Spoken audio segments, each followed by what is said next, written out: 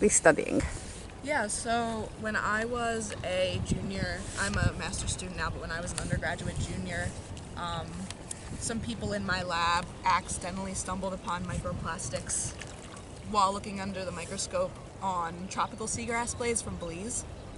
And they published a paper on that, and it was kind of a huge thing because nobody had thought about microplastics entering food webs from a herbivorous standpoint. They didn't think about that as a method of bioaccumulation. And so that was really the only paper out at the time, and I joined Alyssa's class, my advisor, and I kind of just chose this project to see if there were microplastics on seagrass blades in Massachusetts, just for the heck of it, really. We didn't actually think that we would see so many or that it become such a big thing. And really, as soon as we put the blades under the microscope, we started to see them, and this was in 2019. And so we were like, oh, this is going to actually be a big project, not just a project for this class. And so I applied for a grant, and I began studying more intently, like what is influencing the accumulation patterns of microplastics, and what is the mechanism by which these microplastics are getting onto the blades. And then I applied for the master's program, and here I am really doing stuff like that. I'm working a little bit with the EPA, a little bit with the National Park Service to try and understand when microplastics entered the seagrass systems by looking at sediment cores and looking at historic seagrass samples back to 2003. So that should be pretty interesting. And we're also looking at sites across varying topographies and varying levels of development. You can see that this site, backs right up to a neighborhood. Yeah. But there are some sites that we're looking at that are in Muskeget and Tuckernuck, which are islands off of Nantucket, that are virtually uninhabited. Okay. And we're still seeing the same amount of microplastic contamination on those seagrass blades. Wow. And so it really says to us that this is a ubiquitous issue, and that it's not just influencing these meadows that are really close to human settlements. And it's quite a large issue, and I wish I had the answer for how to clean it up, but right now I think it's really important to understand how and why this accumulation is happening, try and identify the sources, and hopefully reduce the amount of microplastics that are being input into the system, because they're everywhere. And what are microplastics? Yeah. Microplastics are just pieces of plastic that measure less than 5 millimeters, either in length or width or size. And they can either just be made from primary microplastics, like cosmetic microbeads, which are manufactured to be microplastics, or they can arise from the breakdown of larger plastics, like a water bottle or really anything that you can think of that is plastic. It can enter the ocean and get kind of eroded until it becomes a microplastic. And they can enter systems like seagrass meadows, especially because this is such a near-shore system. It has so much anthropogenic influence. So a lot of plastics can enter this system, and they get trapped here because the seagrasses hydrodynamically trap stuff. That's kind of their job. You can see that where the seagrasses are, the bed is higher than the regular bare sediment. So they're really good at trapping stuff. So they're going to trap microplastics as well. And some of the concerns with that is, of course, bioaccumulation. Things are eating these seagrass blades, and we're eating those things eventually. And there's also a concern for how the microplastics may be hurting the epiphytes, or the tiny organisms that are living on these blades, because they're really tiny. The microplastics are kind of embedded within them, and microplastics have been seen to vector persistent organic pollutants and other PCBs, etc., heavy metals. So there's kind of a concern that they might be harming the epiphytes' ability to grow, ability to photosynthesize, and in some circumstances, epiphytes are going to be 50% of the seagrass's photosynthesis. So it's not a marginal number. There's also 50%, so the epiphytes help transform sun energy into carbohydrates? Yes. Is that right? They're not mutualistic with seagrass blades. They actually are in competition with them for sunlight. but they're still an important part of the ecosystem because they are sequestering sunlight into nutrients, which is, a great job of primary producers. So there's a concern about how microplastics may be impacting those smaller organisms.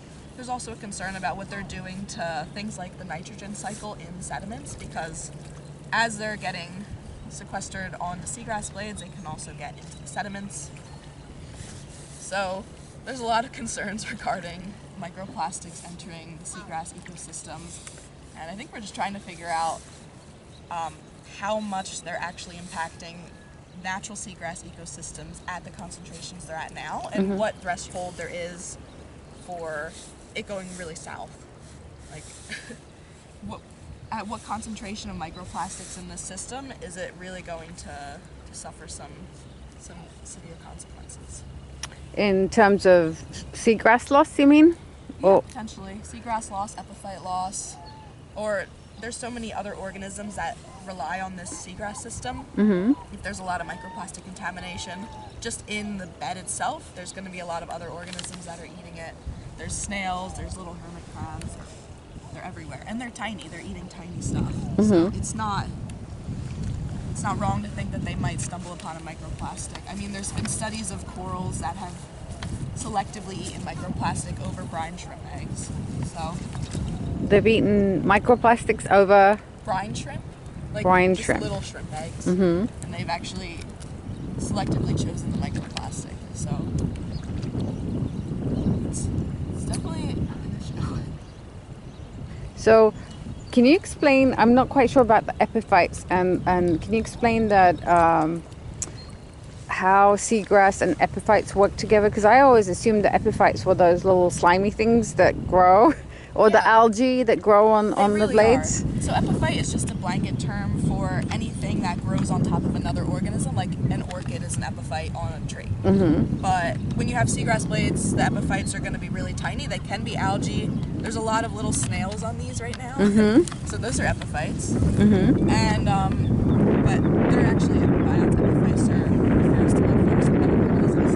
Okay. So these epiphytes are growing on the blade, and they're of course competing with the blade for sunlight because they're blocking the chloroplasts on the seagrass blade from getting sunlight because they're growing on top of it. But at the same time, they're providing nutrients for other members of the ecosystem, photosynthesizing. So they're an active and important member of the ecosystem, and it's a healthy competition, I would say, between the seagrass. In a normal circumstance, of course, you could have eutrophication, which really enhances the epiphyte load, and it can mess up the water quality, and the water can just get too murky, like when there's a lot of, this stuff in it. Then there's really no light attenuation at all, and the seagrasses can't get any light. So there is a threshold between epiphytes being a great member of the ecosystem and being kind of detrimental to the seagrasses. So that's kind of how they work together. Like algae blooms. Yes. That's an epiphyte? The algae? It's not an epiphyte, but it is kind of related to epiphytes because there can be algae during those algae blooms that are adhered to seagrass blades. So technically, algae blooms are not classified as epiphytes? No. No.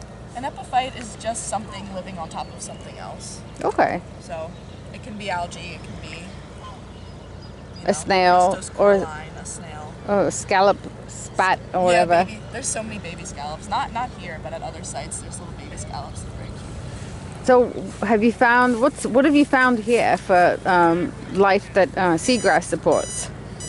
There's so much life here. Yesterday, I saw a skate, which is just a stingray, but not. And I saw a lobster yesterday. A lobster? A full lobster. Wow. Like this big. It was awesome. There's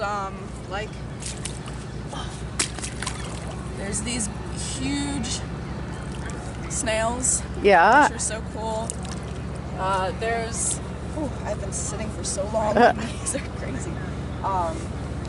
There's sand dollars all over there, like hundreds of sand dollars. There's hermit crabs. There's other types of snails.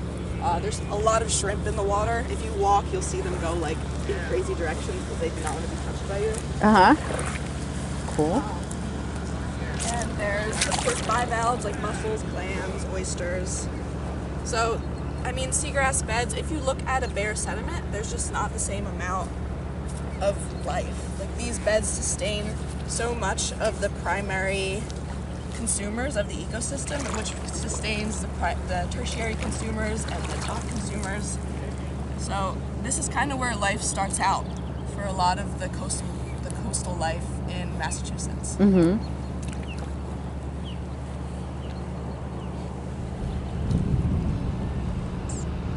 So back to your research. With your findings, like, what are some of the hypotheses or whatever that you're proposing, and what do you hope to achieve by the end? Like, how long do you have left in your studies? So I am graduating in December, so I'm kind of coming to the close of my study, or this is my last big data collection, and then I will synthesize that data. I'm kind of just rounding out the edges at this point.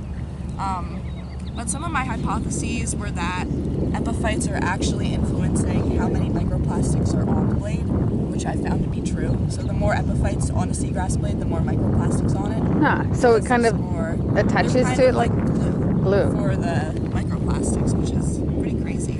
Cool. I initially thought that maybe seagrass ecosystems in areas with, higher population densities would have more microplastics, but that was kind of found to be untrue, that they're really ubiquitous across all marine environments, and they're a global issue. They're not just issues for systems that are near humans, which I think has been found time and time again. They've been found in deep sea Arctic sediments. They're all over the place. Kind of makes sense because the oceans are all connected, right? Yeah. And there's all these different... And there's a huge dispersal. Like, anything that is floating in the ocean can go thousands of miles.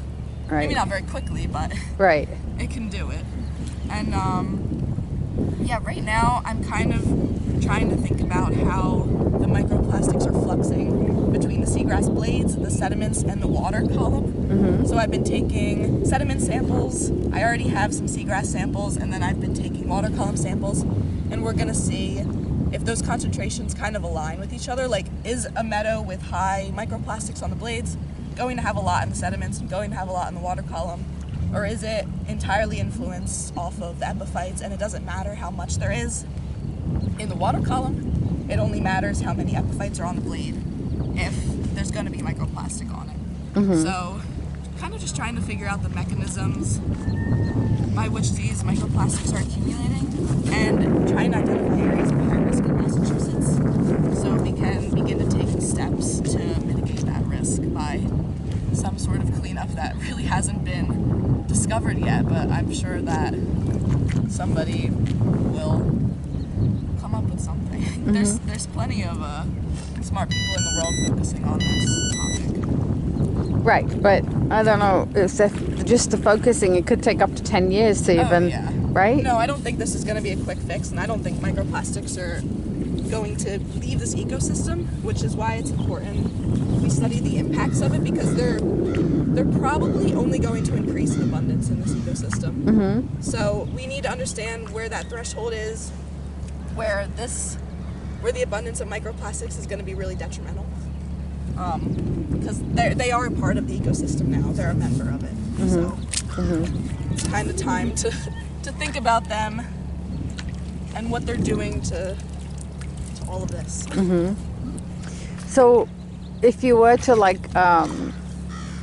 promote microplastic awareness, like what would be some of the things that you would suggest to your friends and family, and I think the most important thing for reducing microplastics in marine environments would be to get a filter on your washing machine, because the majority of microplastics are fibers that we find in these ecosystems, and right now the standard washing machine doesn't have a filter that is tiny enough to filter microplastics, so they end up in a wastewater treatment plant, which also doesn't have filters that are tiny enough, and then they end up in the ocean. And so a lot of microplastics actually just come from washing machines. So have you got a filter in your washing machine? I live in an apartment, so I don't really have the option, but at home I do, at like my home. And where do you find these filters? So I know the Rosalia Project makes a filter that you can get for pretty inexpensive. You can also get like fancier ones that you can take apart your washing machine and put them on. So there's a variety of prices and mechanisms by which you can do it, but I honestly think me and Peter were just talking about it yesterday. I think that would be a huge fix for how many microplastics are entering the system. Because we wear microplastics. Yes. Can you talk a little bit about that? Because Sure. I was. So, I mean, I'm not sure if this is cotton or not. This is probably made of polyethylene, etc., which are just plastic fibrous materials that make up a lot of the clothes we wear. And so when this goes in the washing machine, it's going to tumble around, and there's going to be water, and there's going to be little fibers that come off of it, just as there's fibers that come off of your clothes all the time. You might recognize them on like some of your clothes that lose a lot of fibers, but they're always going to be coming off in the washing machine. And when that wash cycle is done, the water drains, and the water drains to a wastewater treatment plant. And the wastewater treatment plant, it goes through treatments for heavy chemicals and really, really bad stuff. But it doesn't have filters that are so tiny that can filter out microplastics. And so wastewater is going to drain into the ocean, and the microplastics end up in the ocean as well. This is a great idea. Yeah. I think this finding the solution thing is really important. It is. At least if you think about every household that has a washing machine. Sorry. And how they could. Yeah. There are so many households that if they made this switch, I really think that the load would be reduced. Like, imagine if all of these houses here just had a better filter on their washing machines. I think it would make a big difference. But of course, there needs to be some sort of. I really think that washing machines should just be built with this in it, but I think there needs to be some sort of capitalistic incentive for that, because corporations are. Well, Like, there needs to be legislation that says there needs that. to be legislation that says that there needs to be this filter on washing machines, or there needs to be a push from the consumer to desire that. And a lot of people just don't know. I didn't know. Yeah, a lot of people don't know it's an option. A lot of people don't know how risky microplastics are, that they're in your backyard. Right. Right. So I think spreading awareness to the issue and telling people that, hey, these nearshore systems where you live and where you swim and have fun are contaminated, and you can help because they're your microplastics. I think that can go a long way. And then what other choices, like if we were making choices for purchasing, is he part? Yeah. Is he? I was wondering if he was fishing for something. Yeah, that's he's a PhD student at MIT. Okay. So he's collecting seagrass for today. Yeah, he'll actually come with us on the boat. Cool. But we should probably leave it. So yeah, so, like you said, makeup. What's the scoop with makeup? Oh yeah. So there are some cleansers that have microbeads in them. Don't buy them. There's like Clean and Clear is one of the brands that has like synthetic microbeads. Just stay away from them. Buying clean products really goes a long way. Buying clothes that are made of cotton and wool and not made of polyester. But of course that's easier said than done for a lot of people who are just, regular status, like monetarily. Those clothes can be a lot more expensive. So I think it has to be a whole culture shift towards sustainable materials, because it's hard to put all that pressure on the consumer and say you should only buy cotton, you should only buy wool, when a lot of what is available is going to be these synthetic textiles. So for the average person, they're not thinking about that. They're like, this is a cute shirt, I'm going to get it. They're not thinking about the ecological consequences. And same with reusing, reuse, recycle, all that stuff. It goes a long way, but the consumer can only do so much. I think it's really important to put pressure on the corporations to reduce their plastic. I remember listening to you saying something about fleece, and I've got like 5 fleece jackets because they keep you warm. Yeah, they're great. And they bounce off water. Yep. So what do you do with that? It's hard because you own these things and they're great and they're warm, they're useful. So I really think there's like a threshold, do what you can when you can. Don't try and put all this pressure on yourself. For a while I put all this pressure on myself to be like the most sustainable person in the world. Yeah. But it's really difficult when the world isn't made for you to be sustainable. You have all these corporations pushing you know, fleece, not that fleece is bad, fleece is great, pushing like single-use plastics, pushing synthetic textiles and fast fashion kind of down your throat. And so it's kind of hard to blame the consumer when it's just all that we hear and all that we've been taught. So, and then all that fashion gets dumped in these, like, yep, just dumped, gone. Right. So, you know, shop secondhand, shop nice wool and cotton when you can, and just do your part, but don't feel existential about it, and don't feel like, oh my god, if I don't do this stuff, the world's gonna end. Because as long as you're doing your best with it, right, I really think that you're doing enough. Right. Like, I used to really get on myself and get down because I'm like, oh, I'm using a plastic utensil, but it's the world that we were. If you're camping sometimes, right? Yeah, it's kind of what you have. It's inevitable sometimes, so right. do the best that you can, really. And make small changes. Make small changes, yeah. And push for larger changes, you know, get involved in local government, larger government, push for legislation that is actually going to impart larger changes. Right, like the car industry is now under more, I think 2050 things, and today I heard about Exxon, that was kind of cool. Yeah. There's also like plastic-free initiatives. You can, like, in local supermarkets, local governments, like, go plastic-free. Right. So it's good to push for those larger initiatives that are going to have an impact on your community, an impact on your state, etc.